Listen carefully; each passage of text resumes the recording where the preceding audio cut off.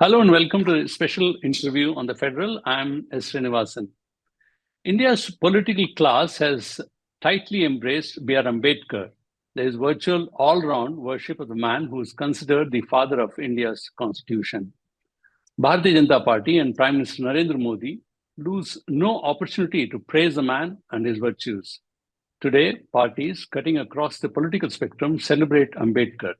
Even Aam Aadmi Party, which has moved out into a new post-ideology territory, finds the man inspiring.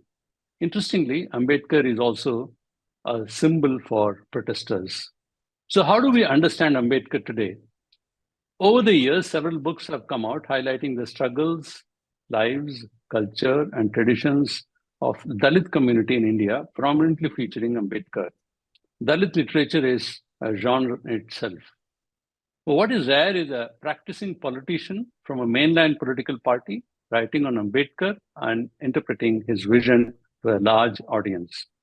Congress leader Shashi Tharoor, in a compact and lucid biography titled Ambedkar Alive, unpacks the leader in contemporary setting. Welcome, Dr. Tharoor. Thank you very, very much. I really appreciate that. Thank you. I begin with, at the tail end of your book, you have observed that Ambedkar's finest legacy is his legal vision that endures codified in the Constitution of the Republic. Now, in this context, there are a few issues which I would like to raise, which largely deal with practical politics.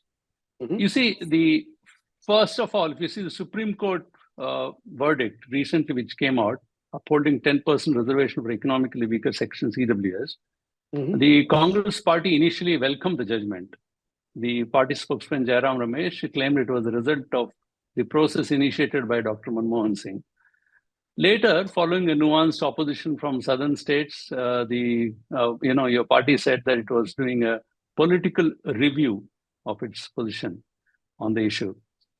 Now, on the one hand, Sivaganga MP Karthi Chidambaram has described the 10% reservation as exclusionary. His father and former Union Minister P. Chidambaram has said that while all the members of the 5-member bench were in agreement on the question of carving out reservation applying the economic criteria, 2 judges differed on the question of excluding OBC, SC, ST, and other categories. Former Union Minister Ashwini Kumar, on the other hand, in an article has said the judgment has expanded the scope of affirmative action. Mm-hmm. His argument is that constitution should be dynamic, and he quoted the judgment saying that constitution should be a living organic thing. To justify, he has quoted Ambedkar saying, spirit of the constitution is a spirit of the age. Mm. Now, how do you see this? Because the logic of reservation was based on discrimination, whereas the issue of deprivation was to be tackled by other means. Now, the two principles seems to be conflated here. How do you look at it? So that is precisely the philosophical debate at stake here, Srinivasanji, because the issue of whether we're only referring to a means to redress millennia of discrimination, which was the underlying principle behind the SC/ST system, that got confused already with the Mandal reservations when the backward classes were brought into the ambit of the reservation system. And it was further compounded by the so-called creamy layer judgment, which introduced economic criteria in excluding people of otherwise included castes from the benefits of reservation. So economic criteria had already come into the consideration of this. And it became, therefore, if you like, the waters were muddied, one could say. It was about undoing discrimination, but if you came from a community that had been discriminated against and yet you were economically affluent, you were excluded under the creamy layer formula. And then finally, in these circumstances, reservation began to be seen increasingly as a tool both to address discrimination socially and to compensate for deprivation economically. And ultimately, the judgment, I think, that we have seen on the EWS, which of course was a 3-2 judgment, reflects the way in which this debate has evolved from the purely Ambedkar view that it's to undo discrimination to the manner in which it has ended up with EWS via Mandal and creamy layer concepts, introducing economics as well. I've heard the arguments that were made. Mohan Gopal is a friend of mine. He had told me about his opposition to the EWS judgment.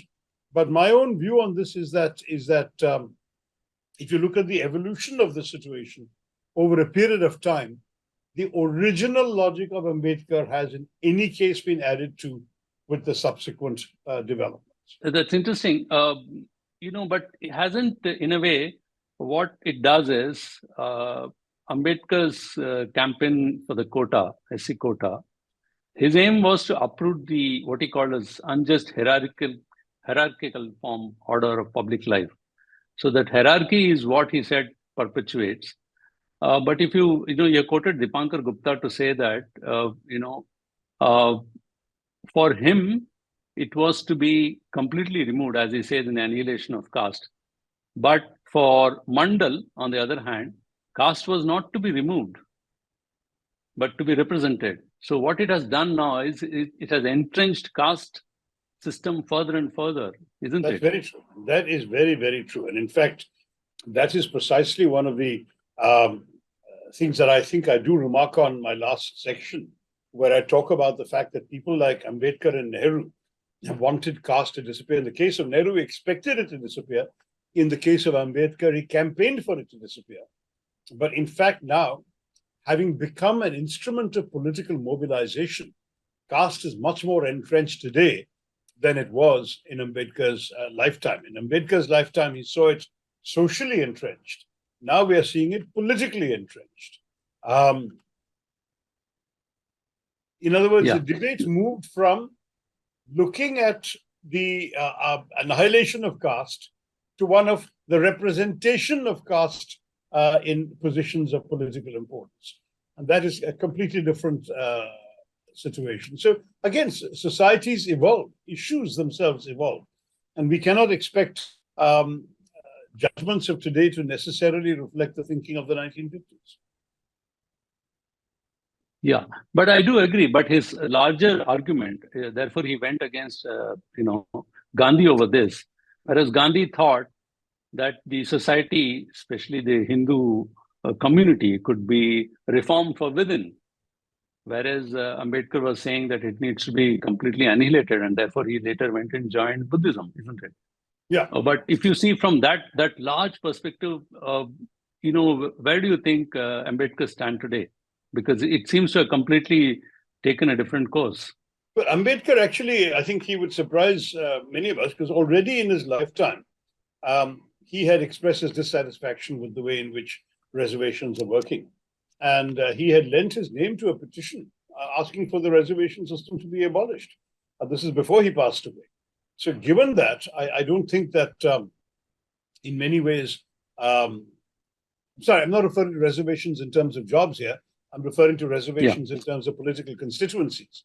He asked for them to be abolished, because what you saw was that the purpose for which reservations was created, which is to ensure the representation of sufficient number of SC/STs in legislatures, was actually not allowing Dalits to elect their own people. It was basically those Dalit candidates who are more acceptable or most acceptable to the larger electorate, who were basically being the voices of the Dalits. So this is one of the reasons why many Dalits felt that they hadn't got their way with all of this. But having said this, today would Ambedkar have welcomed the increasing role of reservations in our system? Probably not. This is a man who believed very strongly in merit and who would have wanted people.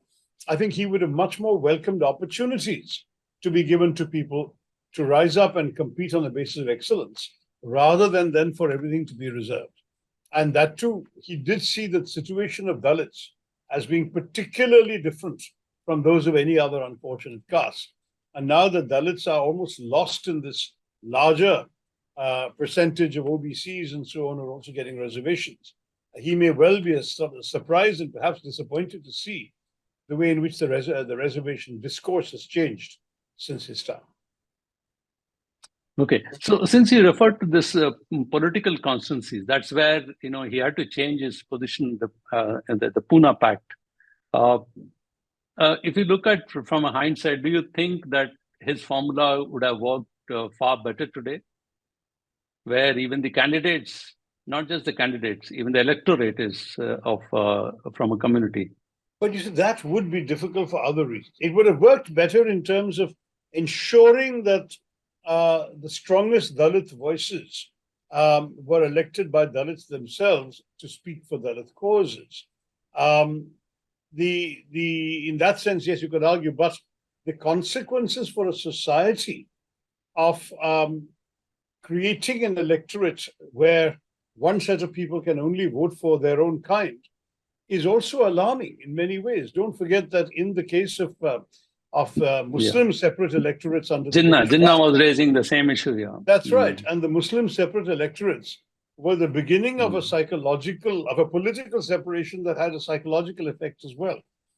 So I think most Indians, including perhaps some Dalits, would not, in fact, actually want to support creating a sort of ghettoization politically of any one community. And the moment you do it for one, the demand might go up for others, and you might end up with something that could truly tear our society apart. I mean, the logic of people like Ambedkar and Nehru in those days was to create greater unity and fraternity. What Ambedkar wanted was to end discrimination so that the people of the Dalit community would feel no different from all those around them. Whereas today, I think we are creating a situation where not only has reservation enhanced a consciousness of difference, but if your question were to be taken one step further, it would almost literally create a sense of separation. Right. So actually, as I think you referred that also, that Ambedkar has actually thought about it, and he even said that though fraternity would both result from and lead to erosion of such hierarchies, but in practical terms, it didn't happen. Correct. Well, he saw fraternity as an ethical and social issue. Yeah. Which involves people having respect for others, not judging them by their caste and their birth and so on. The problem is that social hierarchies determine too many things in the way in which we relate to each other in India. That was the problem. Yeah. So he wanted to enlarge fraternity. That was my point. He wanted to enlarge fraternity rather than to entrench the difference. Right. So I will take you further in this. An issue related to this is the inadequacies in the process of implementation itself. As an MP, you would know that year after year, the government in its replies to the parliament confirms the fact that a number of government jobs in reserved category go unfulfilled. So the reservation policy itself is not properly implemented. A number of deserving candidates do not even reach that stage. The education system and other system, we're not going into all of that, but it constricts all that. So, the same principle applies to scheduled tribes as well, where the reservation is cornered by those in the plains, and those lower in the hierarchy continue to lose out. So in that sense, even the process of implementation of what he thought has not gone right. Yeah, no, I don't disagree with you. I think that's a very, very pertinent observation. Yeah, so what has happened is, in that sense, what he thought that in some ways, over the period, it will reduce the discrimination, even both in the society and outside. It has not happened. But you are much more positive on that note. You in your in your book, you are saying that actually a number of things have changed, and the situation is far better than what it was. Well, we all know that's true because all of us, having lived in an India where certainly we've been conscious of some of the horrendous stories about discrimination in the past, will know that some of those things aren't happening. And yet, the condition of Dalits in India today hasn't improved really nearly as much as Ambedkar might have hoped. I mean, again, in urban India, the story is different. You can't discriminate against somebody you're rubbing shoulders with on the bus because you have no idea which caste or community they come from. Urbanization has elided some of these distinctions. But in rural India, still in many places, caste discrimination is alive and well. And the socio-economic uplift of Dalits has been relatively slow to proceed. I mean, I know there are some Dalit millionaires, and we can celebrate the fact that they've completely transcended the limitations of the system. But at the same time, there are lots of landless laborers, lots of very small-scale farmers or tenant farmers or peasants, a lot of artisans, manual laborers, including unfortunately scavengers, hawkers, slum dwellers. They're probably, it's fair to say that very many Dalits are living in those kinds of atrocious economic conditions. So it's not as if everyone has suddenly found some sort of Valhalla. But the counter argument to that is, so are people who are not Dalits. There are lots of poor people in India across communities, and that some of our challenges remain the relative failure to overcome the poverty and deprivation that has been the lot of many. Still, if you look at absolute percentages, a much smaller percentage of Indians are poor than it used to be. When the British left, it was estimated that 90% of the Indian population lived below the poverty line. Today, the estimate is closer to 20. Now, 20% of India is still a heck of a lot of people. But the truth is that by comparison with the kind of percentages of our country that were poor in absolute terms, we have made progress. 280 million Indians are still poor. So, depends on how you choose to look at it. But the fact that most Dalits are still landless agricultural laborers exposes them to much more rural discrimination and so on. Whereas those Dalits who, through education and opportunity, have become senior government officials, who have become prosperous business people or entrepreneurs, they're few. They're few, but those are the ones whom we can point to as an example of change that was not possible in Ambedkar's day, or that was unusual in Ambedkar's day. Yeah. I think Ambedkar was prescient at least on the question of, like you said, urbanization. That he certainly, his model of development, which he differed with Gandhi on villages being the center of development, and he moved to, so urbanization in that sense has helped. So he was, I think, right on that, which you pointed out in your book. Now, let's move to another issue, Ambedkar and Hindutva. The social changes that it has brought about in last 80 years or so, and the political benefits which are reaped by the ruling party. Certainly they have. Now, Ambedkar wished a complete annihilation of the caste. He differed with Mahatma Gandhi, saying that Varnashram, his belief in Varnashram and his assertions on Hinduism, and then Gandhi's belief that it can be reformed within all that he differed. But the BJP, which swears by Hindutva, has managed to synthesize Dalits into their fold. RSS and BJP have appropriated individual traditions and practices of many groups of scheduled castes and scheduled tribes by recognizing their heroes and made them to give up their identities. Prime Minister Narendra Modi has even described himself as a Bhakta of Ambedkar. A section of Dalits, on the other hand, it appears, have no qualms clinging with Hindu elites who are perhaps the ones that torment us. How would you explain this transformation through your understanding of Ambedkar and his beliefs? Well, first of all, I think either they have not read everything Ambedkar has said about Hinduism and Hindutva, or they have chosen willfully to ignore it, because you can't be an Ambedkar Bhakt and be a Hindutva Bhakt at the same time. The two positions are mutually irreconcilable. Ambedkar made some very savage remarks on Hinduism, right? I mean, there is absolutely no question. You remember his thing saying something along the lines of there can be a pygmies. But the pygmy remark is also pretty nasty. This business about a good Hindu they cannot be. And this whole idea that the Hindu religion itself was fundamentally at fault for having created the system of discrimination, and therefore it could not be redeemed. So he was absolutely uncompromising in his language, and the kinds of things that he actually said would have given no aid and comfort whatsoever to Hindutva ideologues. So there could be a certain element of ignorance on their part, or there could be an element of hypocrisy, because politically it has been very useful to the BJP. The BJP's core political project, Srinivasan, has been to try and polarize Hindus around the identity of being Hindus. That is, that given that 80% of India is Hindu, if you can manage to get half of them to think of themselves principally as Hindu before anything else, and therefore to vote for the party that stands by Hindus, namely the BJP, as they would like to project it, accordingly, you can win every election in the country. That's the whole political logic. Now, as long as people think principally in terms of their caste identity, that wouldn't work. So you had to be able to appeal to them as Hindus, and therefore you need to embrace them and their cause as part of your cause. And that's what the BJP has done so effectively.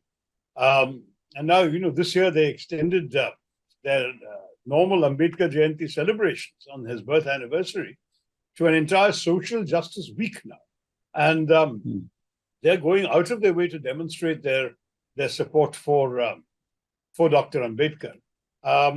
As it is, as far as I know, there are more statues to Ambedkar all over India than to any other Indian leader, with the possible exception of Mahatma Gandhi. And yet, on the BJP's watch, the number of that is increasing. I think you're going to find that that increasingly a lot of the relatively unpalatable things that Ambedkar said about Hinduism and about Hindus would be overlooked or even suppressed in order to actually permit the embrace of Ambedkar by the BJP. No, so I understand from the point of view of BJP, for their own, perhaps what you could call a cynical, exploitation they have done politically to exploit all that. That's their viewpoint. But what is I'm trying to understand is how come on the other side, Dalits have also embraced? Is it because it helped them some kind of a social mobilization, upward mobility? Is that how they saw? I don't know if we have accurate numbers yet for what percentage of Dalits have embraced the BJP message. And certainly there have been statements, articles, and even a book written by Dalits who were disillusioned with the BJP RSS because they found the persistence of discrimination within it after they joined them. I can't name a title off the head, but I've actually read one of the books. Which was written by a Dalit who joined the RSS, was mistreated. I mean, literally, he was made to do a lot of manual labor. But when, for example, he served them food, they wouldn't eat it because it had been served by his hand, that sort of thing. So he felt that there was a terrible amount of discrimination still being practiced by the very people who were seeking to get the Dalits to support them. So I don't want to belabor that point, but I will say that for a Hindutva politician to say that he's a bhakt of a man who said, quote, Hindu civilization is a diabolical contrivance to enslave humanity, its proper name would be infamy, quote unquote. How can a Modi on the one hand be talking about Hindu civilization, the other hand be claim to be a bhakt of Dr. Ambedkar who said this? So it's as I said, it's either complete hypocrisy or it's total ignorance. It cannot be both. And Ambedkar had said, I had once thought in 42, he said, I thought for long that we could rid Hindu society of its evils and get the depressed classes incorporated into it in terms of equality. Experience has taught me better. He says, we cannot be part of Hindu society. This is 1942. He still took another 14 years to convert to Buddhism. But his argument that Hinduism had nothing to offer him, which I believe is an overstated argument. I actually feel that he was unfair to the many, many Hindus whose lives, belief, and conduct would not conform to the stereotype of the caste Hindu that Ambedkar held. Many, many Hindus rejected caste, refused to respect caste rules in their personal lives.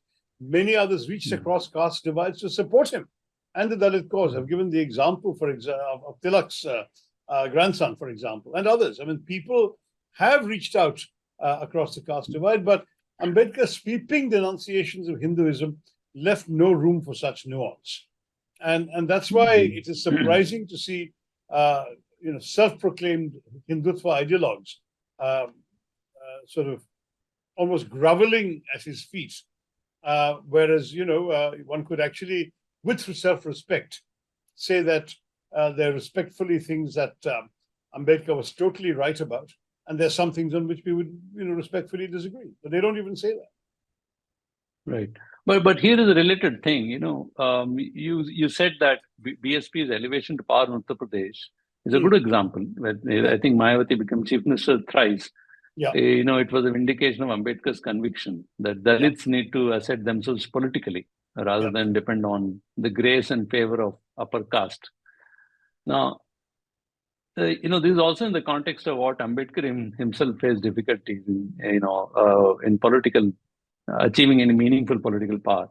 But how successfully and cleverly BJP has managed to turn it around to its own advantage.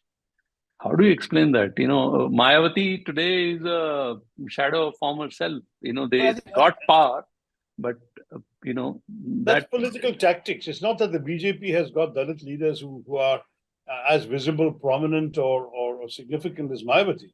But they have managed, I'm afraid, to, in many ways, silence the voice of the BSP through other tactics. I think we all know what they are, including the weaponization of certain cases against Mayawati and her principal aides and so on. All of that has changed the extent to which the BSP is willing to fight the BJP.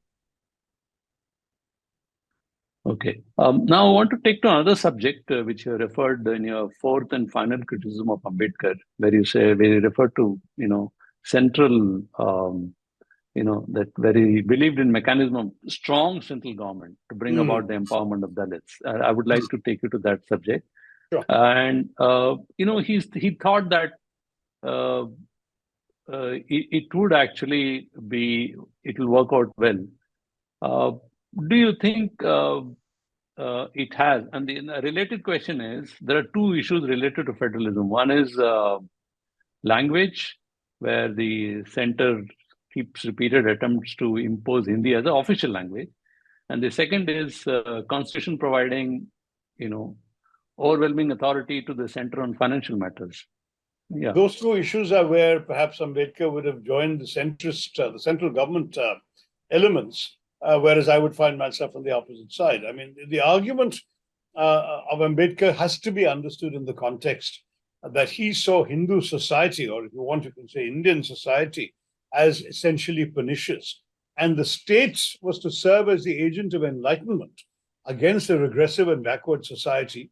And Ambedkar wanted to use the state as an instrument to transform society using the coercive instrument of the law. If you look at Nehru, for example, he wanted to use law and the constitution to bring about economic and social transformation, pulling people out of poverty, redistribution of wealth, for example. So in that sense, Nehru and Ambedkar were thinking along parallel lines. How do we create state structures that can overcome entrenched social patterns or economic patterns in Nehru's case? So what he wanted to do was to make that kind of change. Now, it so happens that in the process of giving the center those kinds of powers, you can end up with the kind of consequences you have raised, where, as you said, the central power for taxation, for collecting revenue, and for controlling its distribution could essentially empower the center at the expense of the states. Ambedkar would not have objected to that, because he would have seen that giving more power to the states and even more power to the villages might actually end up in sort of reinforcing the prejudiced and hidebound ways of traditional India. And he wanted to have this more enlightened, urban, sort of national vision that would be emancipatory. Whereas I have to say, I'm somewhat troubled by the idea that the westernized social and political elite would be seen as the sole agent of social transformation. And I think that this is where today, I mean, for example, I mentioned in the book that the 73rd and 74th constitutional amendments, which brought in Panchayati Raj in the early 90s, something that Ambedkar probably would not have supported in his time, because he would have felt that the panchayats would embody the prejudices of the villages that he, as you know, was quite contemptuous of. Whereas today we all understand that democracy is best constructed from the grassroots up, and that the lower the levels you are able to empower, the better for democracy. So that may be one area where today's BJP government's approach and Ambedkar's instinctive top-down transformative approach might have been in sync with each other for different social ends. Yeah, I know, but even you see, we look at Tamil Nadu. Even for social transformation, they have the federal freedom has helped them. In a way, the social transformation, the DMK's Dravidian model has helped them in changing the state of affairs there. But there is one constant refrain that Constitution does not provide for genuine federalism. That's a problem. And did he refer to that in your research? Did you come across? What is his position on this? It wasn't an issue that was much addressed. The shape of the federal system was still evolving. We had at least achieved unity thanks to the efforts to merge the princely states in. But our states were still very much a shambles. And you read his argument on linguistic states in the book. He is somebody who was alive to the need to reorder. He also talked about checks and balances. In fact, he wrote an article in the Times of India as far back as 1953. He was already out of government, but he wanted to have a balance between the center and the states, while seeing that the issue of linguistic states had to be addressed. He saw the British system as more effective in stable administration and maintaining law and order. But he also recognized that there was a sort of cultural craving of the people for their languages to be honored and states to be created. So he, in the end, argued in favor of creating linguistic states. But he argued that large states, in particular the three largest Hindi-speaking ones, UP, Madhya Pradesh, and Bihar, should be broken up. He actually wrote, one state, one language did not imply one language, one state. Smaller states would promote more efficient administration and attention to specific regions. Now, again, his caste concerns came in. He said, to give local scheduled caste communities a more level playing field, to hold their own against numerically more powerful communities, you need to actually have smaller states. So it's a very, very complicated position. It's a man who gave great thought to all of these issues, right? So he, for example, wanted linguistic states, but he wanted the official language of every state or province, as he was still calling it in those days, to be English. Because his argument was that you needed both for a state to have its own language based on its cultural composition. But if you did that and made them official languages also, then the provincial culture would be isolated, crystallized, hardened, and solidified. Those are his words. So Ambedkar expressed the view that we must have a useful single language nationwide for our administrative and justice system and to connect the various states to each other. And that required the continuation of English as a matter of practical convenience. And so he wanted all the states and the central government to continue to function and deal with each other in English. Now, that's what's occurred in practice. But as you know, the Hindi zealots are still trying to impose their language on the rest, and that debate is not over. But Ambedkar's thinking was very clear and very lucid about all of this. I might add that he also saw India as a merger of very many different elements. So, for example, he was very alive to the difference between North and South. He wrote, the North is conservative, the South is progressive, North is superstitious, South is rational, South is educationally forward, North is educationally backward, South is modern, Northern culture is ancient, all of this kind of thing. It's a very interesting perspective. This is a man who thought about every subject you can think of that would be relevant to our conversation today. But I must say that